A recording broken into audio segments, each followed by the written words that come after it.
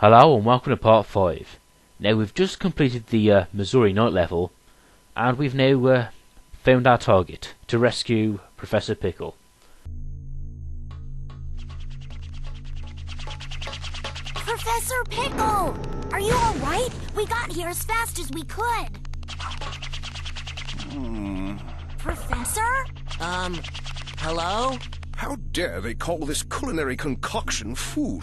Look here, do you see this sorry excuse for a sandwich? The bread should be no less than 3/4 of an inch thick. Upon it, 1 tablespoon of mayonnaise and a pinch of black pepper.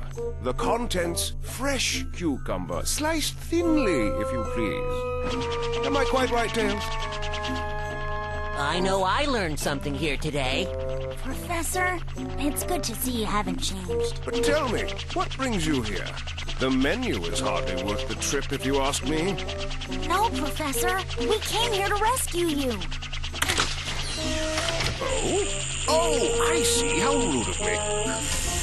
Right then, first things first. It's about time someone taught the chef here how to make a proper sandwich. You can file a complaint later, Professor. Let's get out of here before Eggman's welcoming committee shows up. Oh, yes, quite. But let us be sure to collect the contents of that vault before departing.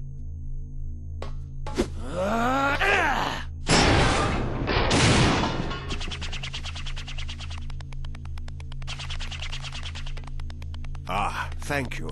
Those documents are our only hope for surviving this crisis. Let's go. There's no time to lose. I'm half starved after being fed nothing but those terrible sandwiches.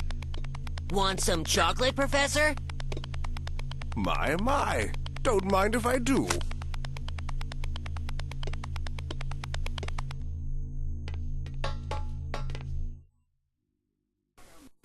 But the cutscenes are not over yet, because shortly after meeting Professor Pickle, we head back to Spagonia, where we get a bit of backstory to what's going on here, an insight into the bigger picture. These ancient documents are known as the Gaia manuscripts. They tell the legend of a disaster that befell our planet some tens of thousands of years ago. A disaster? Quite. And according to the Gaia manuscripts, this isn't the first time the planet has been broken apart into pieces. The cause lies at the very core of the planet. All the phenomena we've witnessed are the direct result of one creature. The hyper-energy organism spawned at the planet's core, Dark Gaia. So how do we stop this Dark Gaia and put the world back together? Luckily, Dark Gaia has yet to be fully reborn. We most likely have Dr. Eggman's premature wake-up call to thank for that.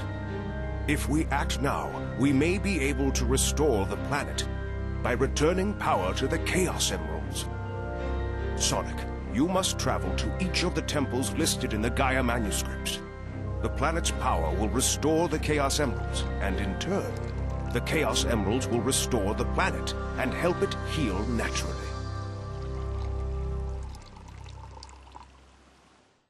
And that was Professor Pickle, a really good character, if I don't mind saying so. And it's actually a character I wouldn't mind seeing again.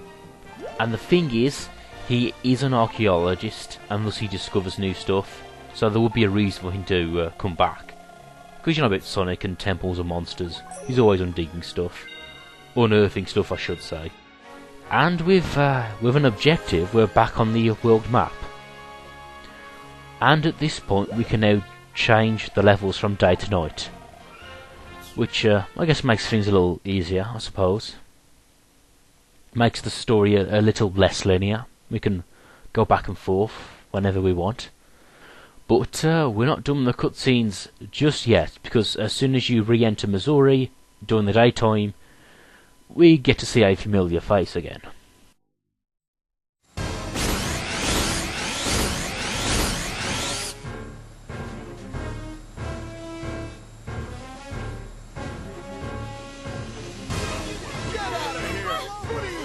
Who are you? Fear not, my good villagers. If you all behave, I won't have to do anything nasty. All you need to do is tell me where the Temple of Gaia is. We're not telling you anything!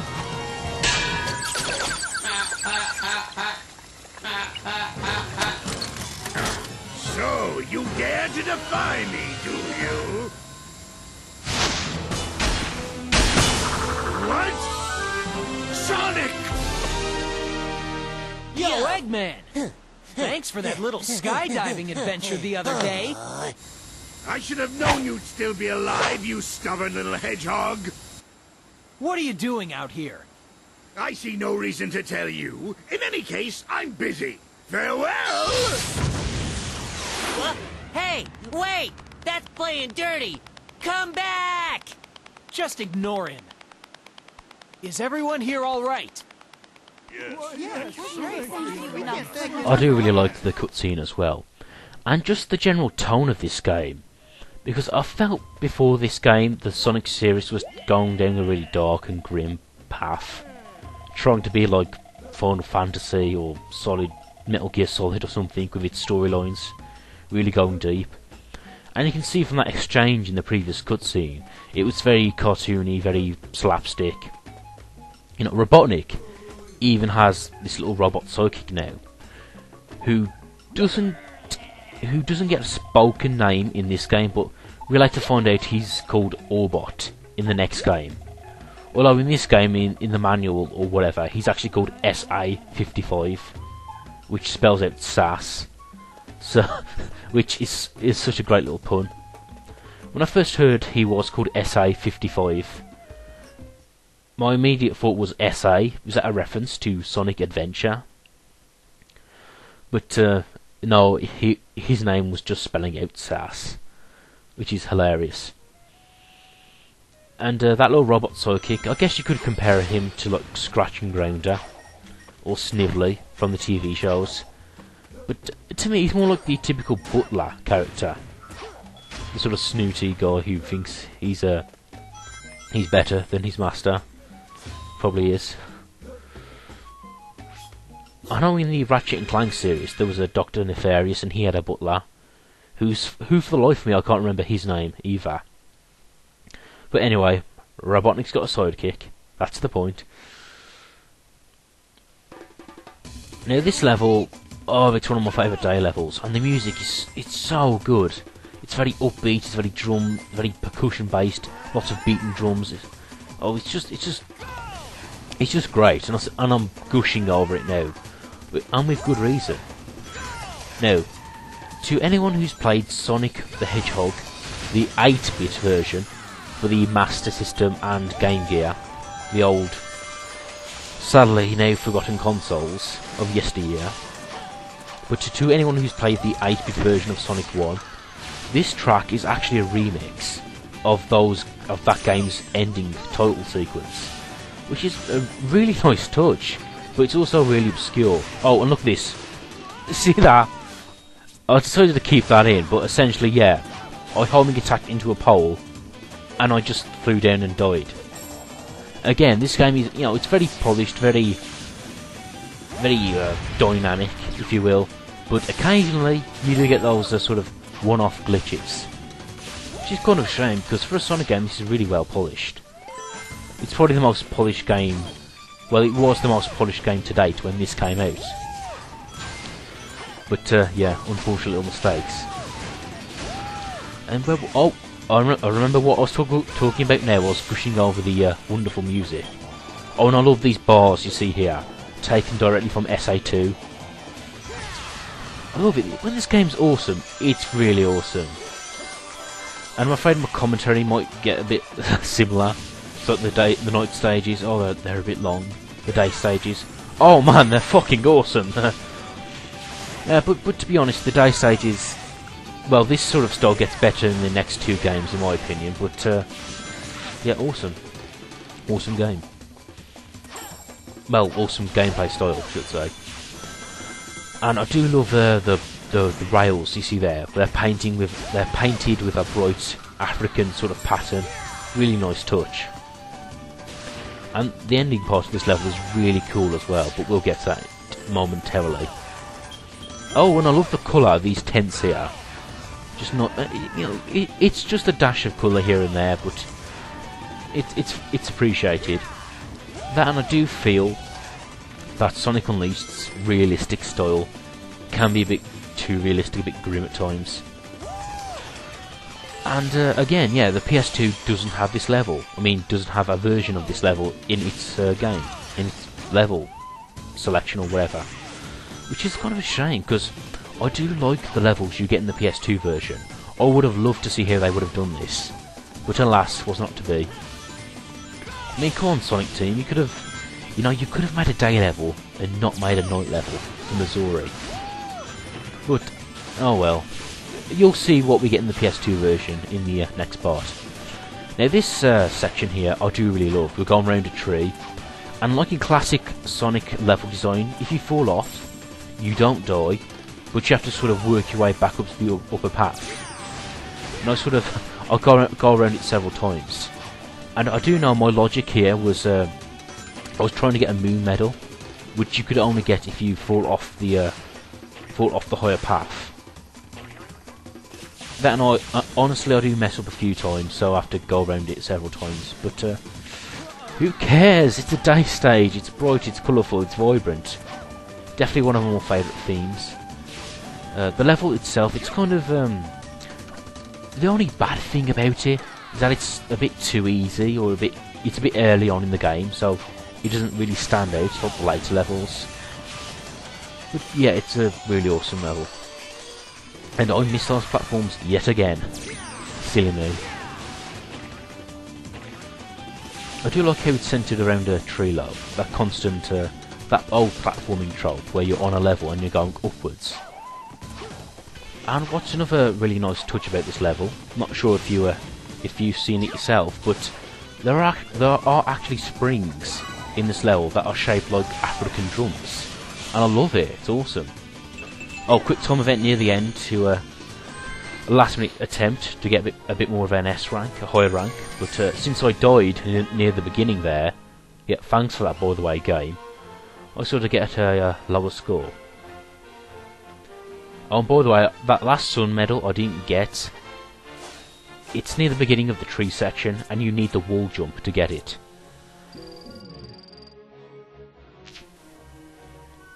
Now coming up, we get the first boss fight. Yeah, it is. I know it's the first Sonic boss fight, but I just had to remind myself it was the first boss fight in general.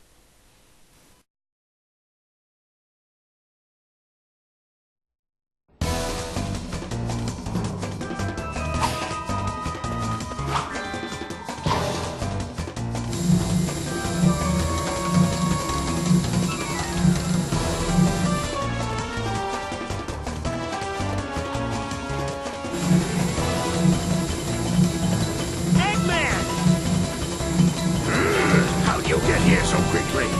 No matter, your road ends here.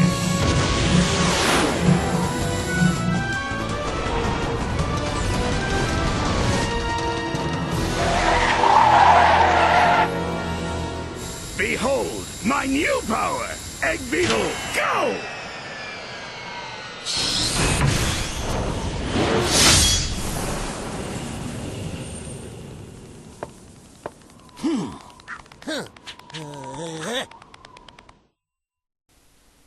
Yeah, the Egg Beetle. Now, something I should point out now is that I sort of take my time when fighting this guy, because there are medals in the boss arena, and I want you to collect them. And me wanting to be an efficient little elf here, I wanted to beat the boss and get the medals in one run, rather than showing me beat the boss and then coming back for the medals. It saves both of us time, really. Now, to beat this boss fairly easy, you can just boost into him and keep boosting when he rolls. But as you can see, I'm taking my time out.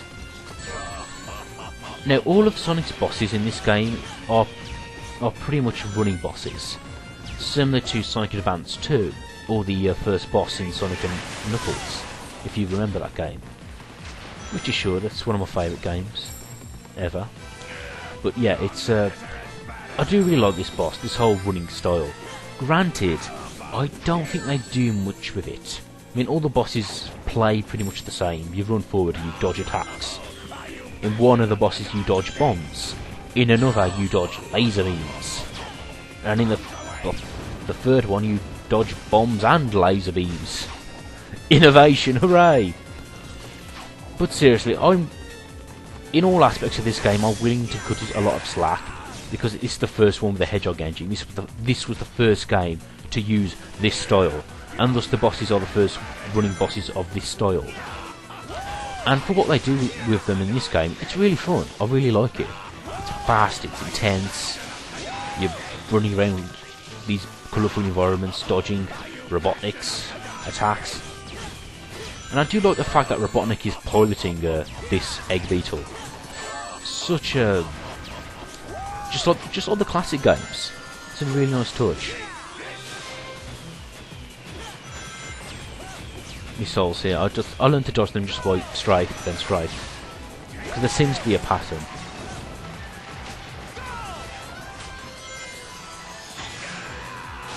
And we have a beetle here. I'm guessing the beetle was designed to fit in with the whole African theme.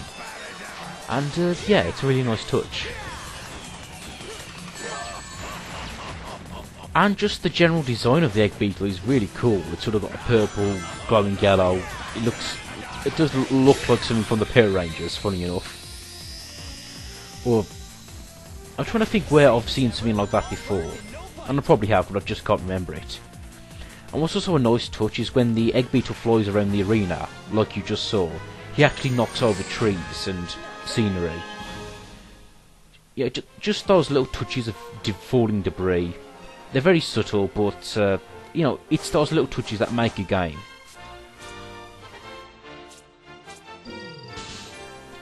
Oh, and coming up we have a series of cutscenes where Sonic, Chip and Tails restore a continent and help heal planet Earth. Hooray! Ah! Is that the Temple of Gaia? Let's check it out.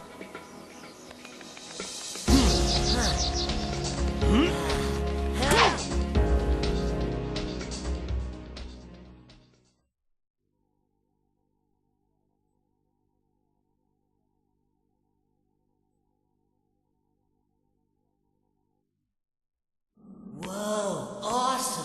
What is this place?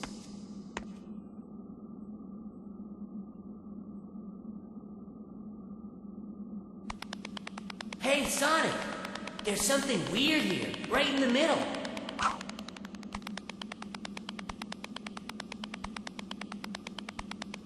Hey, what's this hole? Wait!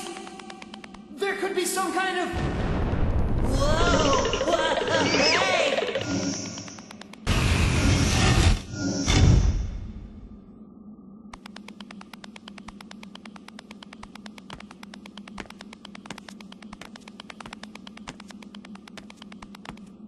Huh? What's that?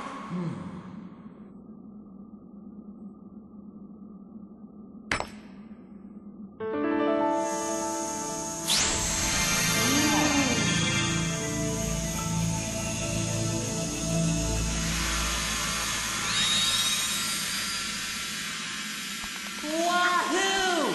The emeralds come back to life! This was the Temple of Gaia! That's gotta be why Eggman was so keen on taking the place over! Here we go again!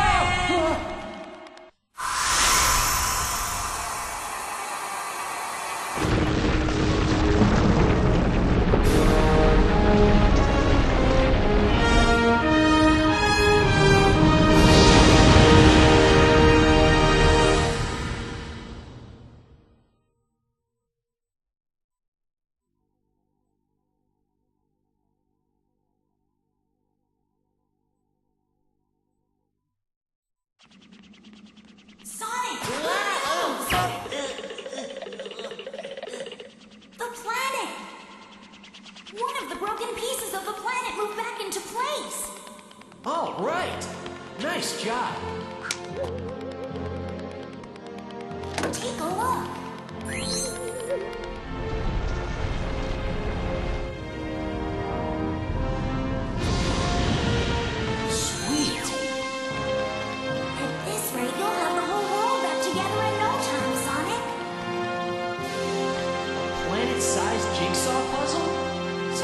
great excuse to see the world.